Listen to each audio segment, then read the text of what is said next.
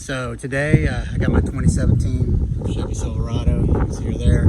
I got 92,000 miles on it, so we're due to change the rear end fluid. Now remember, this is a rear wheel drive, it's not four wheel drive. So back from the high school days when I used to work for the J team at old Jiffy Lube, I can't tell you how many of these things I've done, but we're going to try and do it the easier way, if you will, and the less stressful way. I'm not pulling the cover off of that rear end. I'm actually going to pull the plug. It doesn't have a drain plug, it's just got a fill plug. So we're going to use a suction gun to get that gear lube out of there. And this is one of the few times that I will recommend driving your vehicle around to get it hot, because you want that gear lube warm so you can pull it out with that suction gun, unless you got arms like Arnold Schwarzenegger.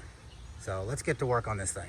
The items you're going to need are going to be the super big gulp, obviously, 1/2-inch ratchet. You definitely want some gloves of some kind, because I will tell you that if you've ever smelled gear lube, especially after it's been in that rear end for a while, it does not smell good.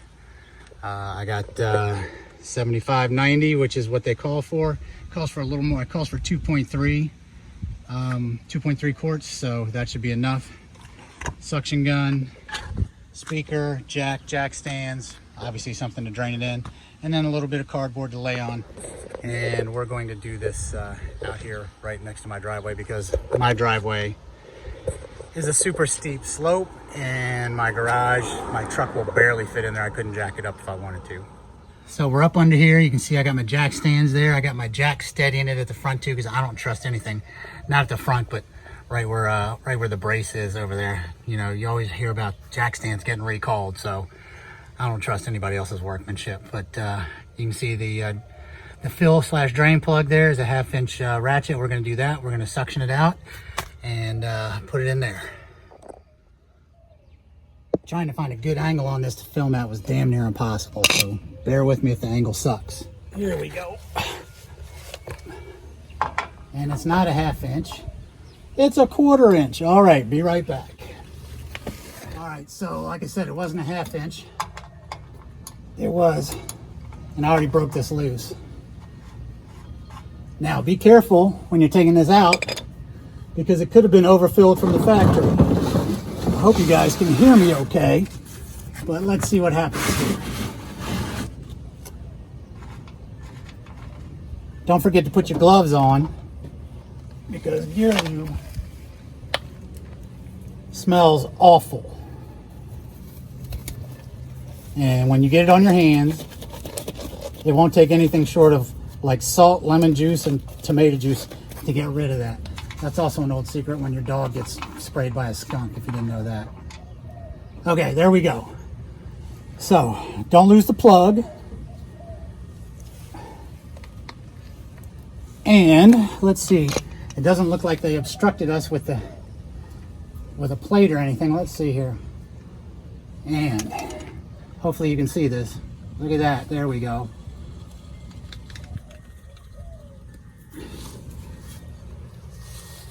And hopefully you can see, oh, that familiar smell. Oof.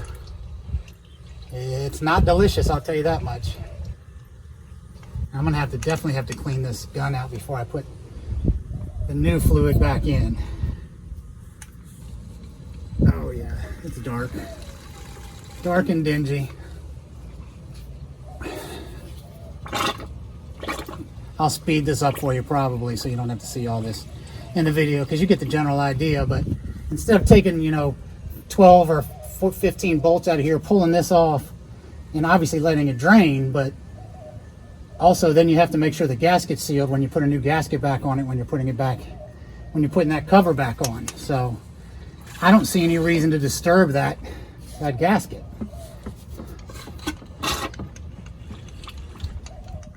It'd be a lot easier if I was at the DIY garage standing up under this thing, but still, let's be honest here.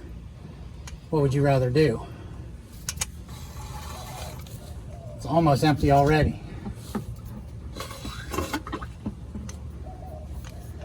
Come on, drain out cookie stuff.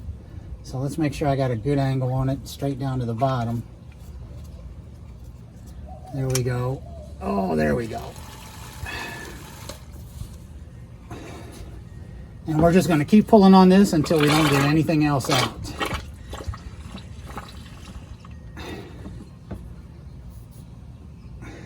don't drip it in your face or on your eyes, that's for sure.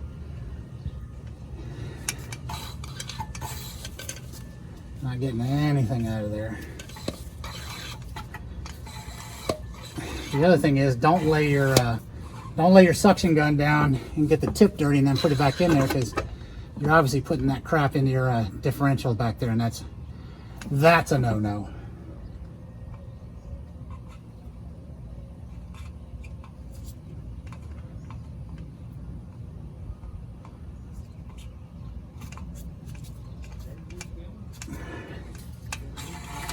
That's pretty much it, I think. Yeah. All right, so we're gonna put the 7590 in there. It's synthetic. Now I'm gonna tell you, I'm gonna try and see if I can squeeze it in there, but from the angle, it looks like I'm gonna have to use the suction gun to fill it as well, which kind of sucks for me, but whatever. We'll get it done here shortly. It only took probably 5 minutes to empty that differential. Okay, so I think I figured this out. We're going to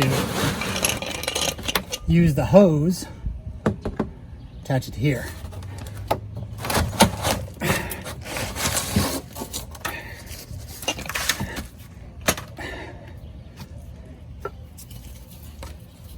Spray a little brake clean down that hose to get the old stuff out. There we go. And we should be ready to roll here. Let's see if I can fit this up here.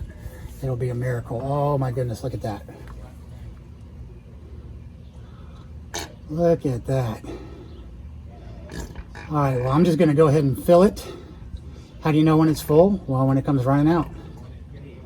Don't pay attention to the little drips.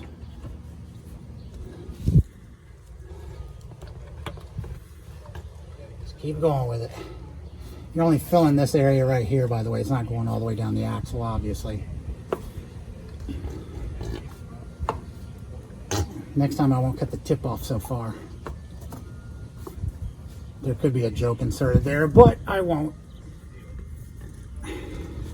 So when it comes running out like that, you've got it full. Now I could have taken the spare tire off and given myself a better angle with these bottles, but all I did was attach the hose to the end so I could pull the container of gear lube up higher and squeeze it in, force it in there. And now the test we always used was just the pinky test here. There we go. We're full. There we go, we're full. Now I'm just going to clean this up with some brake clean and put the plug back in. Let's see if I can just do this all in one shot. How about that? We get that out of the way. Hope you can see this. I don't know where are my paper towels. Oh, here they are. Be careful of the wind when you're spraying the brake clean. Try not to spray it directly in the hole. And here we go. Plug in. Again, don't crank down on this thing. That's not necessary. It just needs to be like a quarter turn tight once you get in there. Be careful you don't cross thread this bad boy, which I'm trying to do right now for some odd reason. There we go. Okay, so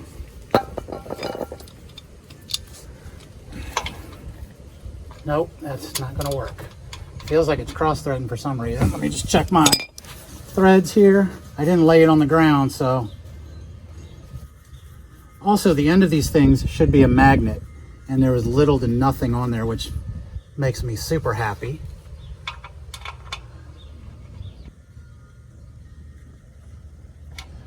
It came out relatively easy, so I want it to go back in just as easy. Okay, let's see here.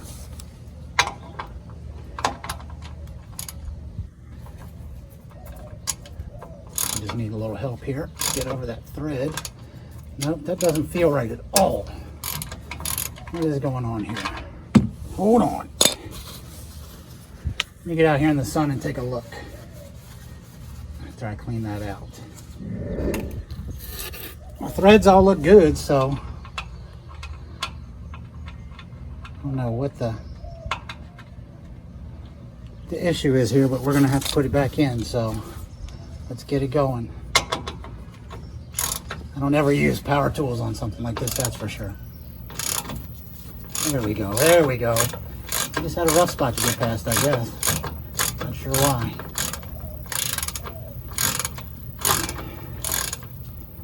And just hand tight like that, like not hand tight, but like a quarter of a turn past tight. Spray it down again.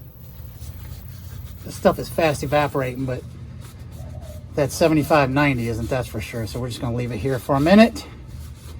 And that's pretty much it, all done. And you didn't have to pull the cover off. This took literally 25 minutes total. And it would have taken 10 or 15 if I wasn't filming. So we're all done. There you have it. I hope this helped. If it did, if you liked it, give it a thumbs up, please. And go inside and wash your hands now because they stink, I guarantee it. All right, that's pretty much it. Clean up after yourself.